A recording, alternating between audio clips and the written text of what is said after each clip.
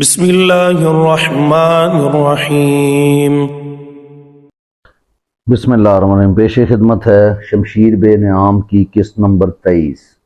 مدینہ میں مسلمانوں نے راتوں کو بھی سونا چھوڑ دیا۔ جدھر دیکھو تیاریاں ہو رہی ہیں، تیروں سے بھری ہوئی ترکشوں کے انبار لگے جا رہے تھے، برچیاں بن رہی تھیں، گھوڑے اور اونٹ تیار ہو رہے تھے، تلواریں تیز ہو رہی تھیں، نئی بن رہی تھیں، عورتیں اور بچے بھی جنگی تیاریوں میں مصروف تھے۔ رسول اکرم اور صحابہ کرام بھاگتے دوڑتے نظر آتے تھے۔ مدینہ میں ایک گھر تھا جس کے اندر کچھ اور سرگرمی تھی۔ وہ غیر مسلم گھرانہ تھا۔ وہاں ایک اجنبی آیا بیٹھا تھا۔ گھر میں ایک بوڑھا تھا، ایک ادھیڑ عمر آدمی، ایک جوان لڑکی، ایک ادھیڑ عمر عورت اور 3 بچے تھے۔ میں مسلمانوں کے ارادے دیکھ آیا ہوں، اجنبی نے کہا۔ ان کا ارادہ ہے کہ مکہ والوں کو بے خبری میں جا لیں۔ بلا شک و شبہ محمد صلی اللہ علیہ وسلم جنگی چالوں کا ماہر ہے۔ اس نے جو کہا ہے وہ کر کے دکھا دے گا۔ ہم کیا کر سکتے ہیں؟ بوڑھے نے پوچھا۔ میرے بزرگ، اجنبی نے کہا، ہم اور کچھ نہیں کر سکتے، لیکن ہم مکہ والوں کو خبردار کر سکتے ہیں کہ تیار رہو اور ادھر ادھر کے قبیلوں کو اپنے ساتھ ملا لو اور مکہ کے راستے میں کہیں گھات لگا کر مسلمانوں پر ٹوٹ پڑو۔ مکہ پہنچنے تک ان پر شب خون مارتے رہو۔ مسلمان جب مکہ پہنچیں گے تو ان کا دم خم ٹوٹ چکا ہوگا۔ قسم اس کی جسے میں پوجتا ہوں، بوڑھے نے جوشیلی آواز میں کہا، تم عقل والے ہو، تم خدائے یہودہ کے سچے پجاری ہو۔ خدائے یہودہ نے تمہیں عقل و دانش عطا کی ہے، کیا تم مکہ نہیں جا سکتے؟ نہیں، اجنبی نے کہا۔ مسلمان ہر غیر مسلم کو شک کی نگاہوں سے دیکھ رہے ہیں۔ وہ جانتے ہیں میں یہودی ہوں، وہ مجھ پر شک کریں گے۔ میں اپنی جان پر کھیل جاؤں گا۔ مجھے ان یہودیوں کے خون کا انتقام لینا ہے جنہیں مسلمانوں نے قتل کیا تھا۔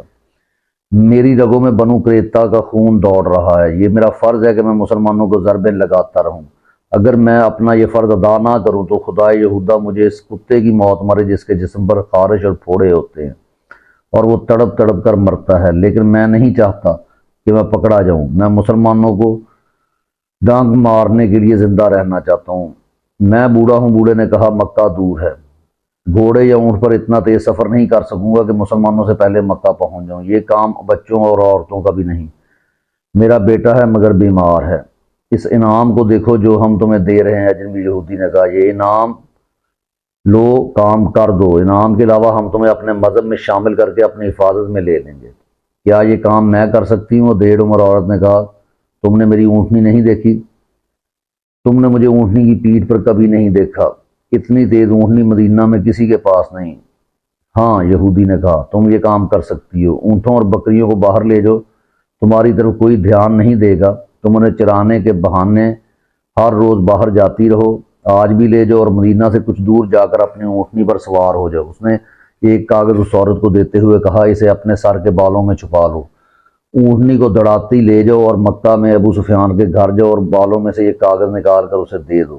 لاؤ، عورت نے کاغذ لے کر کہا، پورا انعام میرے دوسرے ہاتھ پر رکھ دو اور اس یقین کے ساتھ میرے گھر سے جاؤ کہ مسلمان مکہ سے واپس آئیں تو ان کی تعداد آدھی بھی نہیں ہوگی اور ان کے سر جھکے ہوئے ہوں گے اور شکست ان کے چہروں پر لکھی ہوئی ہوگی۔ یہودی نے سونے کے 3 ٹکڑے عورت کو دیے اور بولا، یہ اس انعام کا نصف ہے جو ہم تمہیں اس وقت دیں گے جب تم یہ پیغام ابو سفیان کے ہاتھ میں دے کر واپس آ جاؤ گی۔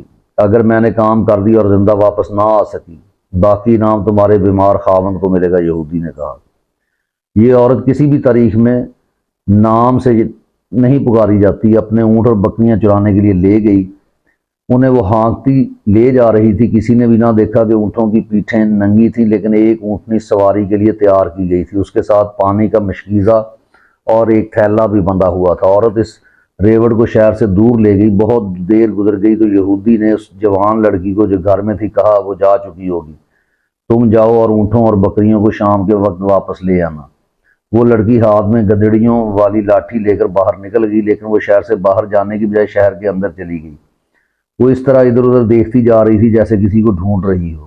وہ گلیوں میں سے گزری اور ایک میدان میں جا رکی۔ وہاں بہت سے مسلمان ڈھالے اور تلواریں لیے تیغ زنی کی مشق کر رہے تھے۔ ایک طرف شتر دوڑ ہو رہی تھی، تماشائیوں کا بھی ہجوم تھا۔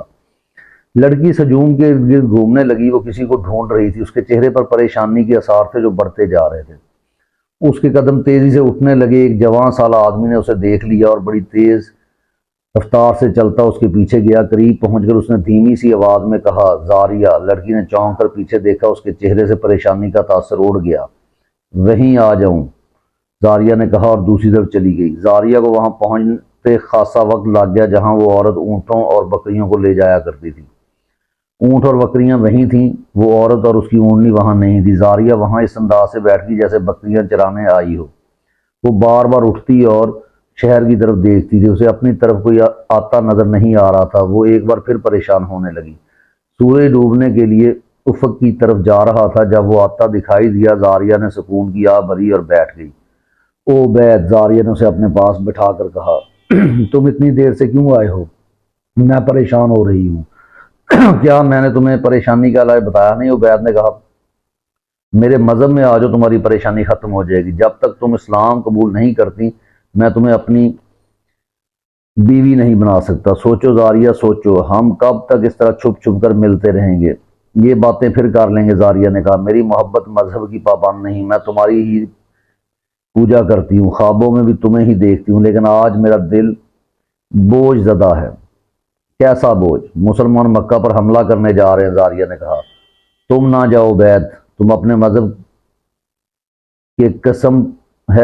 مذہب کی قسم ہے نہ جانا، کہیں ایسا نہ ہو مکہ والوں میں اتنی جان نہیں رہی کہ ہمارے مقابلے میں جم سکے، عبید نے کہا۔ لیکن زاریہ، ان میں جان ہو نہ ہو، اگر میرے رسول آگ میں کود جانے کا حکم دیں گے تو میں آپ کا حکم مانوں گا۔ دل پر بوجھ نہ ڈالو زاریہ، ہمارا یہ حملہ ایسا ہوگا کہ انہیں اس وقت ہماری خبر ہوگی جب ہماری تلواریں ان کے سروں پر چمک رہی ہوں گی۔ ایسا نہیں ہوگا عبید۔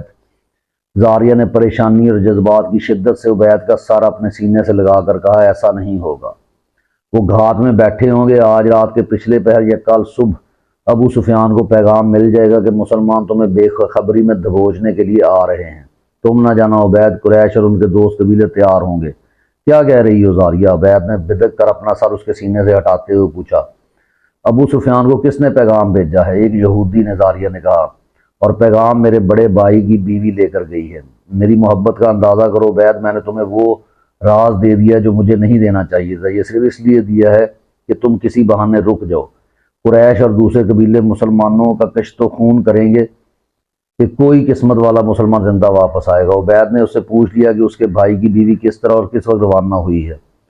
عبید اٹھ کھڑا ہوا اور زاریہ جیسی حسین اور نوجوان لڑکی اس کی والہانہ محبت کو نظر انداز کر کے شہر کی طرف دوڑ پڑا۔ اسے زاریہ کی آوازیں سنائی دیتی رہی، عبید رک جا عبید، اور عبید زاریہ کی نظروں سے اوجھل ہو گیا۔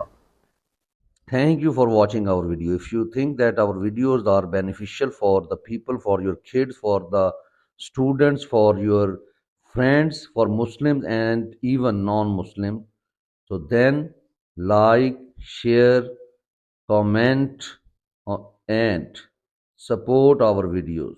Thank you very much.